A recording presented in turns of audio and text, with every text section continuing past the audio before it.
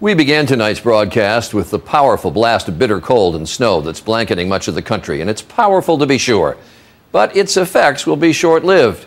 In contrast, in Copenhagen right now, world leaders are focused on the long-term and potentially devastating effects of climate change, global warming.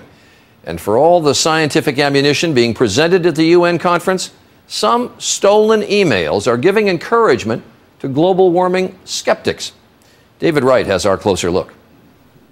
Just as the world seems finally poised to do something about global warming, an inconvenient scandal. Let's start with the science that has been so settled for all these years. Skeptics of climate change suddenly have plenty of new fodder. There's increasing evidence of scientific fascism that's going on. 1,000 emails dating back more than a dozen years, stolen from a top climate research center in Britain. For the taxpayers' sake, let's look at this controversy from top to bottom. As the controversy heats up, the consensus about making the tough choices to curb carbon emissions threatens to crumble. Poor Al Gore.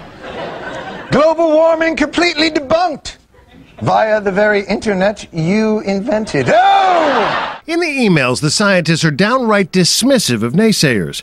In one message, a researcher at Lawrence Livermore Labs offers to beat the crap out of a leading skeptic.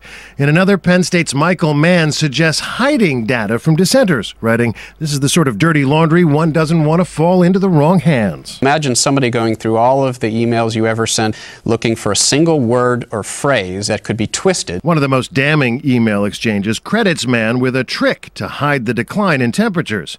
In another, the head of the National Center for Atmospheric Research writes a colleague, "The fact is we can't account for the lack of warming at the moment, and it is a travesty that we can't." It shows human nature at work, but I don't think it throws casts any aspersions on the science. Global warming may be a scientific issue, but it's also a hot-button political debate. So right now, the scientists aren't the only ones on the defensive. Politicians are too.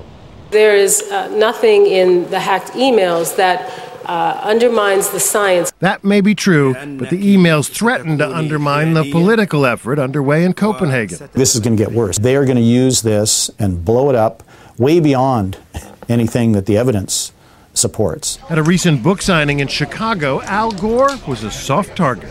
Research ClimateGate, this guy's a fraud, it's a scam! The protesters wasted little time posting their antics online, where their message now has a worldwide megaphone.